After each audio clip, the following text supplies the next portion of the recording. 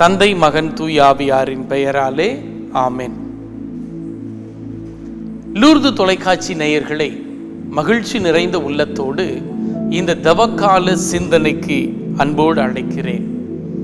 இன்றைக்கு முதலாவது வாசகம் 2 அரசர்கள் 5வது அதிகாரத்தில் 1வது வசனத்திலிருந்து நாம் வாசிக்கக்கூடிய வசனத்தை நாம் சிந்திப்போம், ஜெபிப்போம், வாழ்வாக்க முயற்சி எடுப்போம்.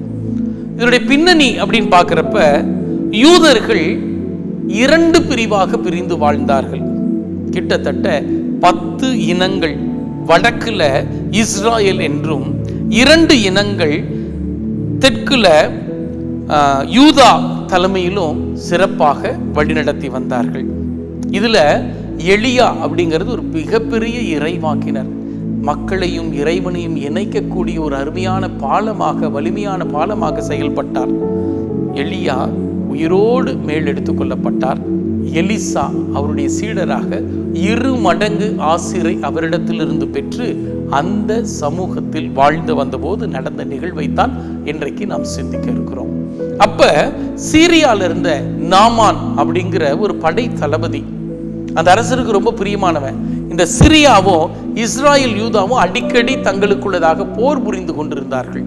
அந்த சூழ்நிலையிலே நாமான் தொழுவு நோய்பட்டிருக்கிற சூழ்நிலையில தன்னிடத்தில் இருக்கிற ஒரு அடிமை சிறுமியை கூட்டிக் கொண்டு இங்கு வருகிறான். அரசனிடத்துல கடிதம் பெற்று அந்த அரசனிடத்துல கொடுத்து இந்த தொழுநோயை சுகப்படுத்தும் என்று சொல்லி கேட்கிறான். அந்த சூழ்நிலையில அரசன் உடைகளை கிழித்து கொண்டு, பாருங்கள், இந்த அரசன், சிறிய அரசன் போர் தொடுப்பதற்கு ஒரு காரணத்தை வேண்டும் என்று சொல்லி இப்படி துவங்கி இருக்கிறான் என்று சொல்லி வருத்தப்படுகிறான். அந்த சூழ்நிலையில தைரியமா அந்த பெண், அடிமை சிறுமி செயல்படுகிறார். எலிசானிடத்துல அனுமதிக்கிறார். அப்ப இந்த பகுதியிலிருந்து 3 காரியங்களை நாம் உணர்ந்து கொள்ள அழைக்கப்படுகிறோம்.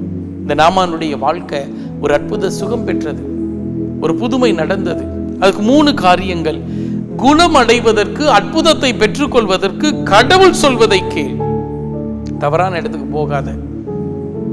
அவர் சொல்றாரு, இந்த சாதாரண ஆத்துல 7 முறை முங்கி எழு அப்படிங்கிறார். நாமானுக்கு பயங்கர கோபம். எங்க ஊர்ல இதை விட சிறப்பு மிகுந்த, வரலாற்று சிறப்பு மிக்க நதிகள் எல்லாம் இருக்கிறது, அதுல குளிச்சா எனக்கு இதாகாதா, அது ஏன் போய் இந்த ஆத்துல அப்படிங்கிறப்ப அந்த அடிமை சிறுமி தைரியமாய் சொல்லுகிறார், கடவுள் வேற ஏதேனும் பெரிய காரியங்களை ஒருவேளை செய்து சொல்லியிருந்தால், சிரமங்களுக்கு மத்தியில் செய்ய சொல்லியிருந்தால் செய்திருப்பீர்களோ, மிக எளிமையான காரியத்தை சொல்வதை நீங்கள் ஏன் செய்ய மறுக்கிறீர்கள்? உடைப்பட்டவராக 7 முறை முங்குகிறார். எழுகிற போது ஒரு குழந்தையின் உடலை போல அவர் உடல் மாறியிருந்தது. அப்ப இன்னைக்கு நம்ம செய்யக்கூடிய தப்பு என்னன்னா, குணமடைவதற்கு கடவுள் என்ன சொல்றாரோ அதை கேளு, தவறான இடத்துக்கு போகாத, தவறான நபரிடத்துல உறவு வைக்காத. 2வது, எளிய காரியங்களை செய்ய கேட்கிறார். புதுமைக்கு பெரிய பெரிய சவாலான காரியங்களை எல்லாம் கடவுள் சொல்லல, மிக எளிமையா அவங்க செய்யக்கூடிய காரியங்களை தான் கேட்கிறார். 3வது, நம்ம நினைக்கிறது போல அல்ல, அவர் என்ன நினைக்கிறாரோ அது நம் வாழ்வில் நடைபெறுவதற்குரிய இடத்தை நான் கொடுக்கிறேனா. ஏசாயா 58 ரொம்ப அழகா சொல்லுது, என் எண்ணங்கள் உன்னுடைய எண்ணங்கள் அல்ல, என்னுடைய சிந்தனைகள் உன்னுடைய சிந்தனைகள் அல்ல.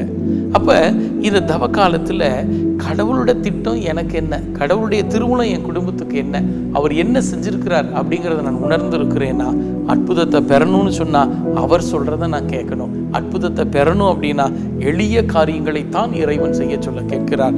3வது, நான் நினைக்கிறது இல்லை, அவர் நினைக்கிறது என் வாழ்க்கையில நடந்ததுன்னா பெரிய ஆசீர்வாதமாய் மாறும் அப்படிங்கிறத இந்த நாமான் நமக்கு ஒரு அருமையான எடுத்துக்காட்டாய் வாழ்ந்து காட்டி சொல்லுகிறார். அவரோட பிரசனத்துல நம்ம ஒப்பு கொடுப்போம். நேசிக்கிற எங்கள் அன்பு தெய்வமே, அருமையான வேளையில நாங்களும் அந்த நாமானை போல பாவம் என்கிற தொழுநோயினால் பீடிக்கப்பட்டிருக்கிறோம்.